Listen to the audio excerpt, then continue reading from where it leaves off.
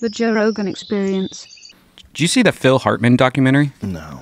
That was interesting. I didn't know a lot of it. Yeah. They really, you're in it a little bit. I didn't know a lot of things. One thing I didn't know is how they gave you a part in the show where it was supposed to be Phil's character writing you or something like that, like a will or something, and they gave it to each person of the cast, and they didn't let you read it beforehand, so that when you were reading it in the show, it was actually your first time reading like this letter that was supposed to be from Phil. Yeah. And I didn't know that. That was amazing. Yeah. That was one of the weirdest moments of my life. You know, getting phone calls that he was dead. The phone just kept ringing. People just kept calling, and friends and loved ones and family members, and it didn't seem real. Like, who would kill that guy? He was the nicest guy. I wish you had met him. Yeah, me too. He was so cool. Like, fucking everybody liked that guy. And he used to like to get high and go to strip clubs. Yeah. He used to like to get high and go to strip clubs, get high and ride around in his boat. I went to a strip club with him. Wow. Do you remember which one? I think it was Bob's Classy Lady. I think that's what it was called. I don't think it's around anymore. But he had an appreciation for these young ladies that was like, it was almost childlike. But it wasn't creepy. He was like, God, you're beautiful. You look amazing. Because he was high. He was like, you look amazing. This is incredible. Like, he was having a good time. He was a really, really unique character. I remember there was a guy who was, some guy was blackmailing him.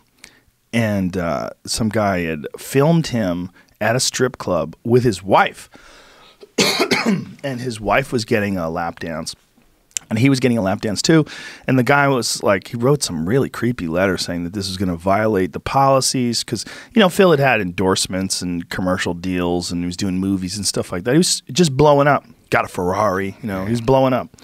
And this guy had went to his house and nailed this VHS tape in an envelope to his garage door. And I was with him on a phone call. So Phil's like, I'm going to talk to him right now. I'm going to come in my room. So I went in his dressing room, and the guy calls me. He's like, hey, what's going on, buddy? He was talking to the guy like the guy was his friend. And they were setting the guy up. And, you know, Phil was going to give him, like, I forget what the money was, tens of thousands of dollars. Meet me at this place, and I'll meet you there. And he had these, for lack of a better term, he had someone who's a dangerous person meet this guy and let him know in no uncertain terms that his life was going to take a terrible turn for the worst if he continued down this path. But it was weird to see, like, someone trying to exploit him. And the guy was so dumb, he actually met with Phil. Like, Phil knew who the guy was. Like, he saw his face, you know, he was there with the guy. And the guy was like, look, you know, I just need some money. And Phil's like, look, I get it. It's no big deal, you know. It's weird when you see someone trying to, like, prey on, like, they think that's their way out. Like, this is my way out. I'm just going to get this guy to give me some money, and then I'm going to put it all together. You get it, Phil. I mean, I just need some money. And he's like, I get it, buddy. No big deal. But he was just playing this guy along until the dangerous men came and talked to him. Wow. They also really focused a lot on the wife, which I didn't really know much about how she wanted to be an actress also. And like she was trying to get Phil to like put her into shows and do that, you know, and stuff like that. And she was very resentful of him. Yeah. She would insult him publicly. Like, it was just really gross. It was sad.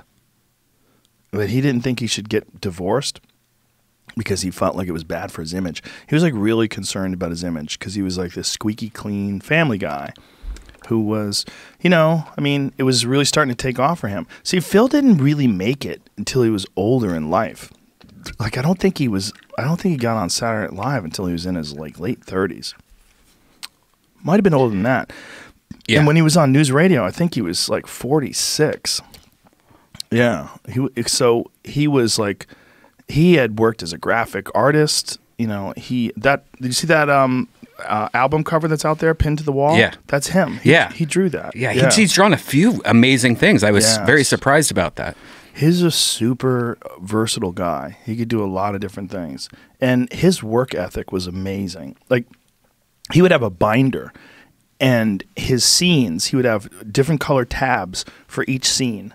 And he would go over his notes and go over his lines like I'd never seen anybody do before. Like, none of us did. None of the rest of us wid. Like, the only one who's like him, like Stephen Root was even more different than him, because Stephen Root was a character. Like, he played Jimmy James. And he, in real life, is like the sweetest, most normal guy. But when he was playing that character, like, he would become this Jimmy James guy. You'd be like, oh, he was spooky. Like, you've seen him in a million, like, what is the movie? Milton, Stapler. Yeah. Give me What is that movie? Office Space. Office Space. Yeah. Let me blow the police down. He was great in that new Western, too. What is it? The Ballad of Scruggs, Buster Scruggs? What is it called? It's a Coen Brothers thing, right? Isn't it? Yeah. It's really weird. Have you seen that? No, I haven't seen it. It's very weird. It's very weird. It's really good, but it's like, whoa, all right. It's just weird, you know? But Stephen Root is in it. It's amazing.